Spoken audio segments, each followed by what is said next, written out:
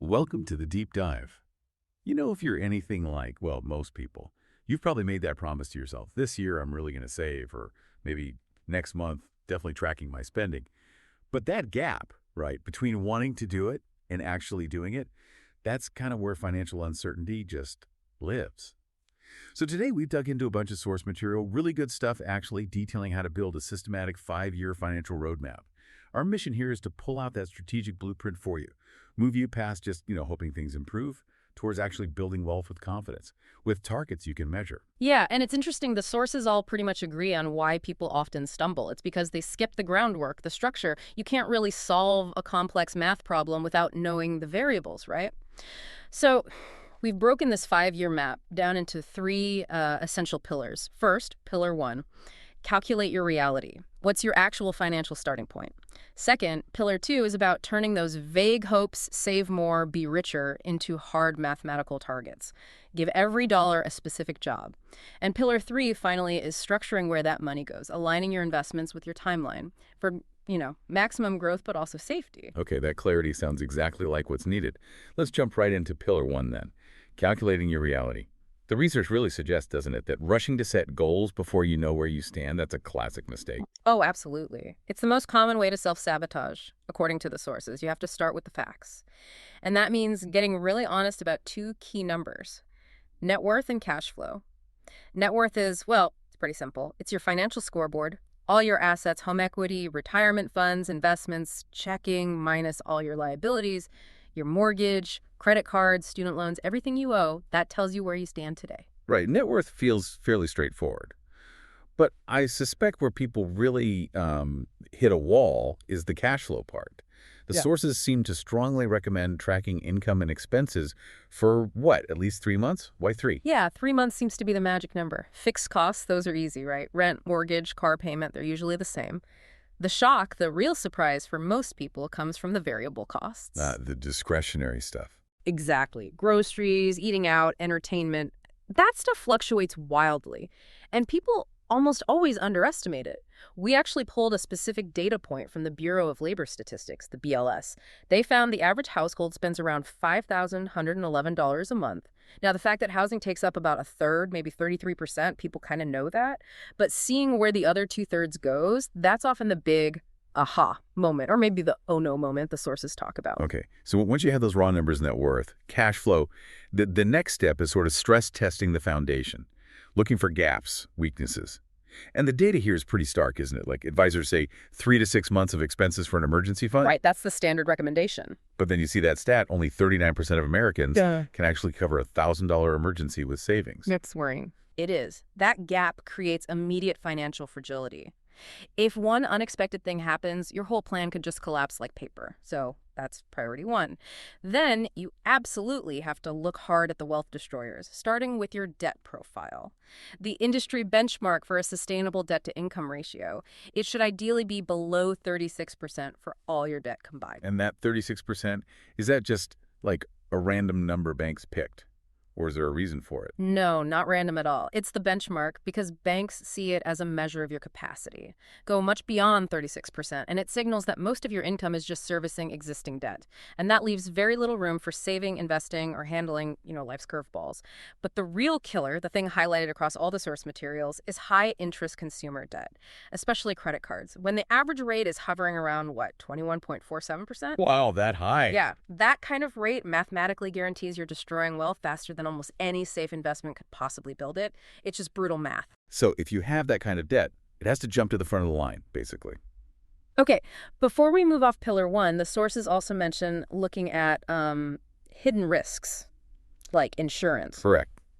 That's a really important point often missed. The analysis brought up a statistic that's quite sobering. 1 in 4 of today's workers will experience a disability before they reach retirement age. 1 in 4. 1 in 4. So if you don't have adequate disability insurance, that's a huge hidden financial risk just lurking under the surface of your whole 5-year plan. It's that protection layer people often ignore until it's too late. Right. That brings us to the behavioral side of things, which feels so crucial. We can list all the numbers, but what about the ingrained habits, the behavior patterns that really undermine long-term success? It's got to be more than just skipping the daily latte. Right. Oh, it absolutely is. The sources talk a lot about financial friction and decision fatigue. Yes, the daily coffee, the subscriptions you forget about, they definitely add up over time, but the deeper insight is really about the lack of intentionality. Relying on willpower alone, especially at the end of a long day, to decide whether to save or spend, that's usually a losing game. Understanding your financial behavior patterns means tracking those non-essential recurring leaks, sure, but more importantly, it's about automating the solutions. Building a system so that saving isn't a daily decision you have to make. It minimizes the chance for human error or just, being tired. That idea of automating to overcome behavioral friction, that sets us up perfectly for Pillar 2, transforming wishes into mathematical targets. Because, like you said, vague goals don't work. And that Lending Club data point, 60% of Americans living paycheck to paycheck, really underscores why I want to be richer just isn't a plan. Exactly. Vague goals are aspirational, maybe. Mathematical targets are mandatory for success. Effective goal setting needs that precision. You need a specific dollar amount, a specific timeline, and a required monthly contribution figure that actually aligns with your real earnings capacity. Let's make it concrete. Take a 5-year savings goal, say buying a home. Okay. Let's imagine the house costs $400,000. You need a 20% down payment, so that's $80,000. Right. Then you factor in maybe, I don't know, $10,000 for closing costs, moving expenses, bumps the total target up to roughly $90,000. Okay, $90,000. So to hit $90,000 in 60 months, which is 5 years, the math is simple. You must save $1,500 every single month. No negotiation. Okay, so it stops being this fuzzy, I hope I can save, and becomes a fixed, non-negotiable monthly expense, just like rent or a car payment. It's a mental shift. Precisely. It's building it into your budget as a must-pay bill. And that same mathematical precision applies to getting rid of debt. Let's say you have that $25,000 in credit card debt we talked about at that painful 21% interest. To be debt-free within the 5-year window, you need to commit around $600 every month to paying it down. So that $600 becomes another fixed target. Yeah. Got it. Exactly. $600 a month dedicated to killing that debt. So once we have these concrete targets, like the $1,500 for the house or the $600 for the debt, we need the right order, the sequencing. Where does that $600 payment fit in the priority list? Sequencing is absolutely critical based on impact and urgency. The hierarchy, according to the sources, generally looks like this. First, build a small starter emergency fund, maybe $1,000 or $2,000, just enough to cover small bumps without derailing you. This gives you that psychological breathing room. Okay, small cushion first. Yep. Second, you attack the high-interest debt, especially that credit card debt, with everything you've got, aggressively. Now, when attacking debt, the sources often mention two methods, right? Avalanche and snowball. Can you just quickly break those down? Sure. Avalanche is the mathematically optimal way. You focus all extra payments on the debt with the absolute highest interest rate first, regardless of the balance size. This saves you the most money in interest over time. Snowball is more about psychology. You focus on paying off the smallest balance first, regardless of the interest rate. Getting those quick wins can build momentum and keep you motivated. So one's about pure math, the other's about motivation. Exactly. And honestly, the research suggests the best method is whichever one you'll actually stick with. Consistency is key. Okay, that makes sense. Now, the moment that high-interest consumer debt is finally gone, that frees up a lot of cash flow, doesn't it? That $600 a month, for instance. Huge opportunity right there. The sources strongly advise immediately redirect that entire previous debt payment, the $600 you were sending to the credit card company, straight into building up your full emergency fund. Aim for that 3 to 6 months of living expenses. So you use the momentum from debt payoff to build your safety net. Precisely. Now you've got real stability and zero toxic debt dragging you down. And running in parallel to all this debt attack and emergency fund building, we can't forget retirement, Right? even while tackling debt. Absolutely not. The sources are really emphatic about this. Even if you have debt, contribute at least enough to your workplace retirement plan, like a 401k, to get the full employer match immediately. Because that match is essentially free money. It's better than free money. It's often a guaranteed 50% or even 100% return on your contribution. Instantly. You will literally never find that kind of guaranteed return anywhere else in the investment world. And the Employee Benefit Research Institute, they had a stark finding. Delaying retirement savings by just 5 years means you might need to save 50% more each month later on just to catch up. Time is the one asset you truly can't buy back. 50% more. Wow. Okay, so to wrap up Pillar 2, it sounds like accountability is key. Tracking progress. Definitely. The sources recommend tracking progress monthly. Use specific metrics, not just am I saving, but what's the exact balance? Did I hit my contribution target? And the single most powerful tactic to make it all happen: automation. Set up those automatic transfers for savings, for debt payments, for retirement contributions, ideally right after payday. Takes willpower out of the equation. Completely removes willpower and decision fatigue. You make the decision once, set it up, and let the system run. Okay, that seamless automation leads us perfectly into Pillar 3, structuring your portfolio for growth and safety. We've figured out how much money we need to save and when we need it. Now, where does that money actually go? This seems to be all about matching the investment vehicle to the timeline. Yes, timeline alignment is everything here. If you get this wrong, you could lose money right when you need it most. It breaks down pretty logically into time zones. Zone 1, money you need very soon, say within 0 to 2 years. This is your emergency fund, maybe that house down payment you're saving for next year. This money must stay safe and accessible. High-yield savings accounts are perfect. Right now, they're offering pretty decent rates, maybe 4.5% to 5.25%, something like that. And crucially, they're FDIC insured up to $250,000 per depositor per institution. Safety first. Right, so let's hammer that home. Emergency money, or any cash needed in the very near term, absolutely does not belong in the stock market or even bonds. Market downturns happen, often when the economy is stressed, which is exactly when you might need that emergency cash. Precisely the point. Okay, zone 2. Money needed in the midterm, let's say 3 to 5 years out. Here, you can maybe take on slightly less risk than pure cash. Think conservative options like short-term bond funds or certificates of deposit CDs. They might offer a slightly better return than a savings account, but are still relatively stable. You're not really aiming for high growth here, just preserving capital with a little extra yield. Okay, low risk, modest return for the midterm. Exactly. Then zone 3. This is for your true long-term goals. Anything 5 years out, or ideally 10 years or more, retirement savings definitely fall here. This is the time horizon that can actually withstand the ups and downs of volatility of the stock market. So for these long-term goals, we're trying to maximize growth, which means using those tax-advantaged accounts effectively. We mentioned getting the 401k match first. What about contribution limits after that? Yeah, the limits are pretty generous, actually. For 2024, under age 50, you can put $23,000 into a 401k or similar plan.